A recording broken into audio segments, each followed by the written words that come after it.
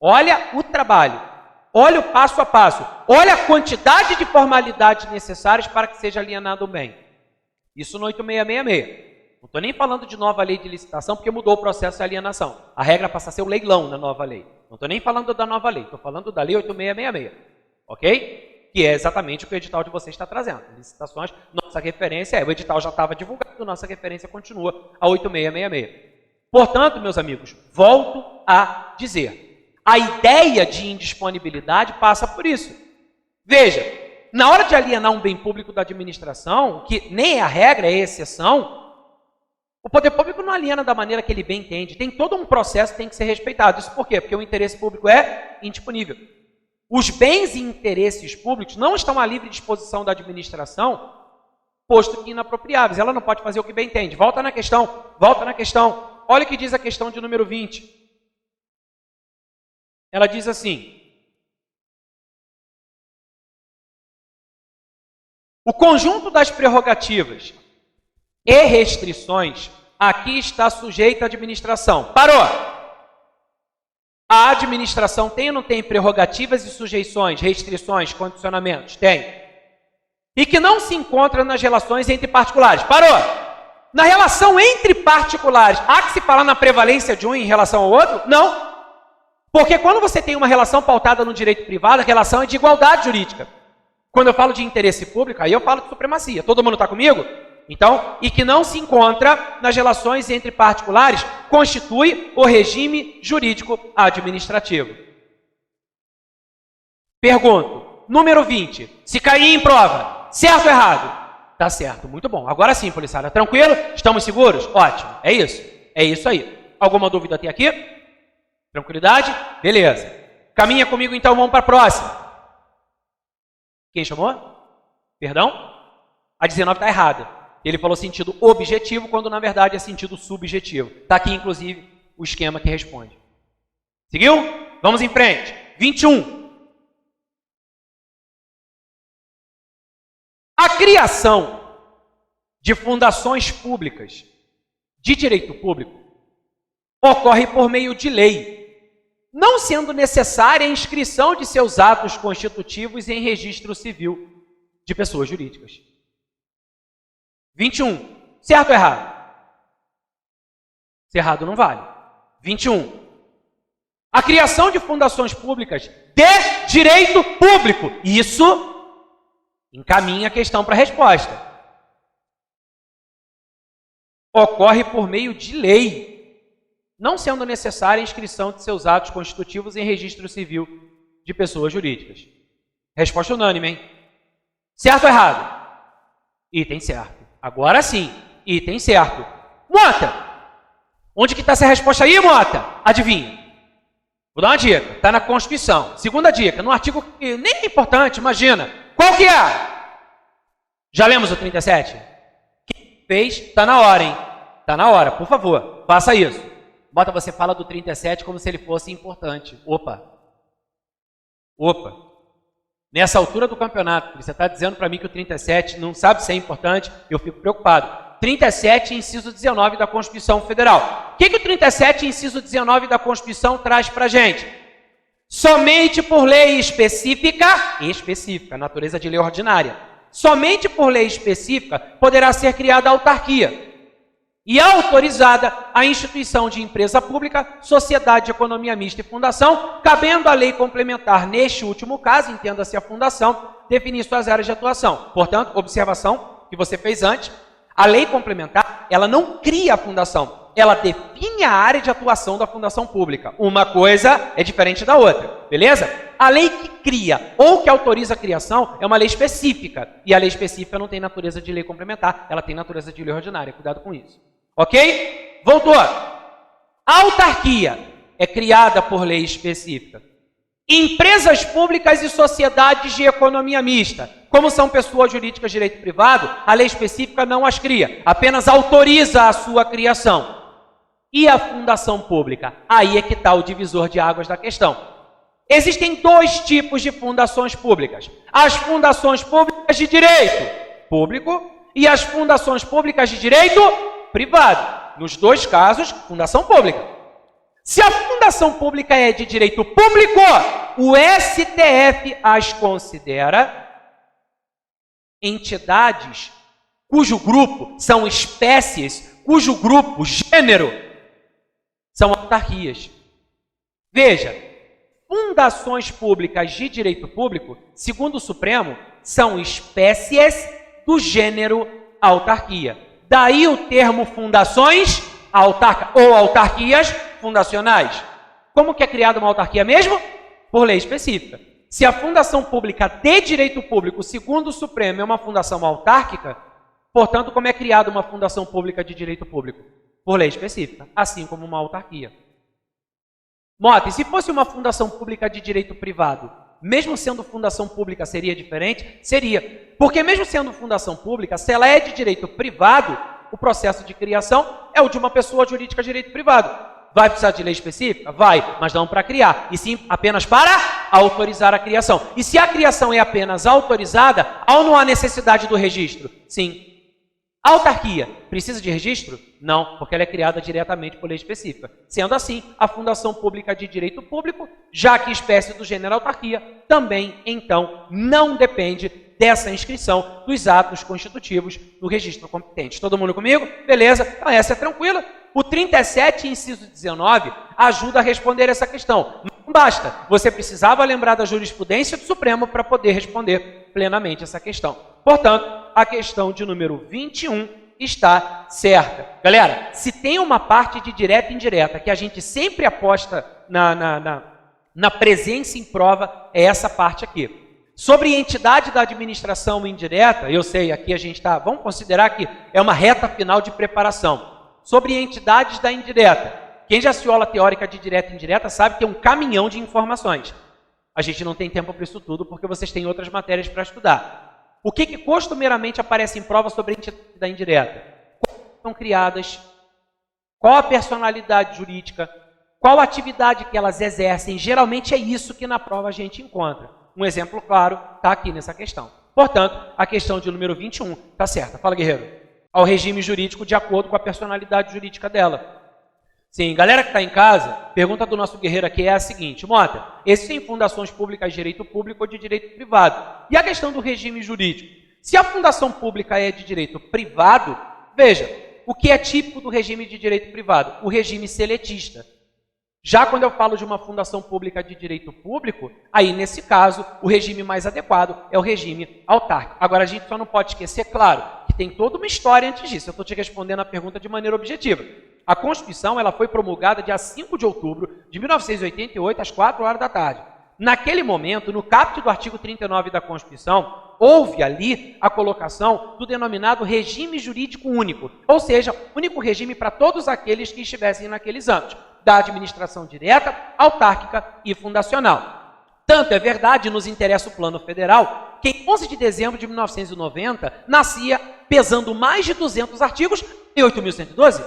A lei que vai reger você, cara, quando você for PF, PRF, amém? Então, e todo mundo aqui também. Pois bem, naquele momento, instituiu-se o regime o quê? Estatutário no Plano Federal. Portanto, se você faz concurso para administração direta, autárquica ou fundacional federal, a gente tem a 8.112 como referência. Só que em 1998, pela emenda 19, em razão da alteração do texto do caput do artigo 39 da Constituição, pôs-se fim ao regime jurídico único. A emenda 19 extinguiu o regime jurídico único em razão da alteração do texto. O que aconteceu?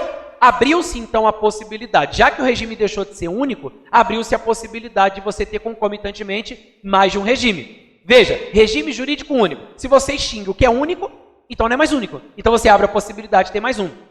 Tanto é real que a Lei 9962 de 2000 instituiu a possibilidade, pasmem, de seletistas na administração direta, autárquica e fundacional. Porém, essa alteração realizada pela emenda 19, especificamente nesse ponto, deveria ser votada atendendo a um critério constitucional. Trâmite em 2 turnos, em cada casa. só que não se obedeceu o trâmite constitucional, o que obviamente caracterizaria uma inconstitucionalidade formal. Alguns partidos políticos, então, provocaram o início de uma ADIM, e essa ADIM foi parar no Supremo. Depois de muito Vossa Excelência para lá e Vossa Excelência para cá, em 2007, o STF decidiu, em razão de inconstitucionalidade formal, ou seja, vício no procedimento, por causa do quórum que não foi atendido, ele suspendeu a eficácia dessa modificação, trazida pela emenda 19, especificamente no caput do artigo 39. Em resumo, 88, regime jurídico único. 98, fim do regime jurídico único, abertura de possibilidade de concomitância de mais de um regime. E no ano 2000 isso se solidificou, abrindo a possibilidade de ser estatutário e seletista. 2007, o STF suspende a eficácia dessa modificação realizada em 98. Pensa comigo. Opa. 88. 98, extinção do RJU. 2007, a suspensão da eficácia dessa modificação. Se você suspender essa modificação, ainda que momentaneamente, em razão de não haver uma decisão definitiva, você volta ao status quo ante. Em suma, o que nós temos hoje? Regime jurídico único, ainda que provisoriamente, até que haja uma decisão definitiva, no âmbito da administração direta, autárquica e fundacional de direito público. No âmbito das pessoas jurídicas de direito privado, há que se falar na adoção do regime seletista. Feito? Vamos em frente. Segue comigo na 22, hein? Eu quero a 22.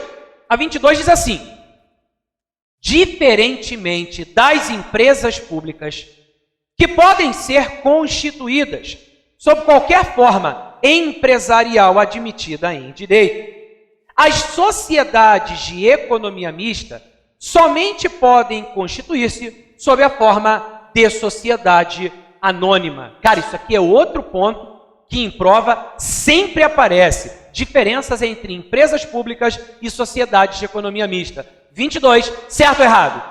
22, está certa. Quando se fala da diferença entre empresas públicas e sociedades de economia mista, diferenças entre empresas públicas e sociedades de economia mista, existem 3 diferenças essenciais entre empresas públicas e sociedades de economia mista. Quais são as diferenças? A primeira, o capital. Isso aí. Segunda, a forma o quê? Societária. Forma empresarial. Isso aí. E a terceira? O foro. O foro aonde, Mota? Foro a lugar nenhum, meu filho. É o foro processual. Aqui, ó. Essas são as 3 diferenças clássicas e básicas entre empresas públicas e sociedades de economia mista. Quais são essas diferenças? Capital. Como é composto o capital da empresa pública? O capital é o quê? 100% público. Capital 100% público. No caso da sociedade de economia mista, economia mista, economia mista, economia mista, economia mista, o capital é público? Mas tem capital público? Além do público, tem capital também o quê? Meio a meio, público e privado para todo mundo ficar feliz? Não, controle não é do poder público. Então, majoritariamente, o capital é o quê? Público. Majoritariamente, o capital é público, mas tem lá, claro, uma minoria de capital privado. Então, primeira diferença entre empresas públicas e sociedades de economia mista está no capital. Segunda diferença entre empresas públicas e sociedades de economia mista, forma societária. Qual é a forma societária de uma empresa pública? Empresa pública comporta o quê? Qualquer forma admitida pelo direito. A empresa pública comporta qualquer forma. A sociedade de economia mista necessariamente deve ser o quê? Sociedade anônima. Sociedade anônima ou simplesmente SA. Está aqui. Sociedade de economia mista tem que ser SA. Olha para o quadro e responde para mim. Empresa pública, de qualquer forma, certo? Pode ser SA? Empresa pública pode ser SA? Empresa pública tem que ser SA? Não, mas pode ser. Sociedade de economia mista pode ser SA ou tem que ser SA? Então, cuidado com essa diferença. Se o cara botar na prova assim, tanto as empresas públicas quanto as sociedades de economia mista devem ser constituídas sob a forma de sociedade anônima. Está errado. Embora esteja certo para a sociedade de economia mista, para a empresa pública está errado. Ela pode ser SA, mas ela não tem necessariamente que ser. Outras formas são admitidas. Todo mundo comigo? Legal? Terceira e última diferença, o foro processual. Essa diferença é menos abordada em provas de direito administrativo, ela é mais abordada, talvez até no processo civil ou no próprio direito constitucional. Essa diferença só vai aparecer quando elas forem federais. Onde é que eu encontro isso, Mota? Sobre as empresas públicas federais, a previsão é o 109, inciso 1º da Constituição, competência da Justiça Federal. Então, nas ações em que forem interessados como autoras, réis, assistentes ou oponentes, quando se tratar de empresa pública federal, foro competente é o da Justiça Federal. Sempre, Mota? Claro que não. Se for matéria trabalhista, vai para a Justiça do Trabalho. Matéria eleitoral, vai para a Justiça Eleitoral. Ou seja, excluindo matéria de trato especializado. Matéria de trato especializado vai para a Justiça Especializada. Se eu sou empregado público e estou discutindo minha relação de trabalho como empresa pública federal, pelo fato de ser seletista, eu não vou discutir isso na Justiça Federal, vou discutir na Justiça do Trabalho, claro, ok? Então, empresa pública federal, tirando os casos de justiça especializada, Justiça Federal. Só que o 109, inciso 1º da Constituição, não contemplou as sociedades de economia mista. Sendo assim, em razão do disposto na súmula 556 do STF, aqui a competência será, mesmo ela sendo federal, a sociedade de economia mista, a competência será da Justiça Estadual, ok? A diferença só existe quando elas são federais, porque se a empresa pública for estadual ou municipal, de qualquer maneira a competência vai ser mesmo da Justiça Estadual, e aí não vai ter diferença. A diferença só aparece quando elas são federais. Claro que tem mais pano para manga nisso aqui, envolve competência constitucional, processo civil, mas o grosso da história é isso aqui. As mais importantes para efeito de prova no direito administrativo são as duas primeiras, beleza? Então, na hora da prova, caso esqueçam onde estão as diferenças entre empresas públicas e sociedades de economia mista, as diferenças estão no CAFOFO, ok? Ou você pode, na hora da prova, se você não tiver gostado aqui do macete CAFOFO, você pode contar para todo mundo sem eu ficar sabendo, que aí vira FOCA, forma, foro e capital. CAFOFO, FOFOC. Você consegue lembrar das três diferenças entre empresas públicas e sociedade de economia mista. Essas duas aqui, como eu disse, são as principais e, inclusive, respondem a esta questão de número 22. Diferentemente das empresas públicas, que podem ser constituídas sob qualquer forma empresarial admitida em direito. Está aqui. As sociedades de economia mista somente podem constituir sob a forma de SA. Está aqui. Essa linha aqui responde a questão de número 22. Até aqui, todo mundo comigo? Legal? Dúvidas? Fala. Positivo, nas duas CLT. Aqui você não tem como adquirir estabilidade, ok? Seja empresa pública, seja sociedade de economia mista, ambas são pessoas jurídicas de direito privado. Portanto, voltando à pergunta do regime jurídico seletista. Mas, ó, você tem que fazer concurso público. Só que lá você não vai ocupar cargos. Lá você vai ocupar empregos públicos. Falamos isso na aula passada, lembra disso? Batemos muito nisso. Você lá não vai ser propriamente um ocupante de cargo efetivo, não. Você vai ser empregado público. Fechado? Regime seletista. 22, item certo. Até aqui, dúvidas? Nada? Nada? Encara o silêncio como uma manifestação de vontade. Então vamos em frente. 23.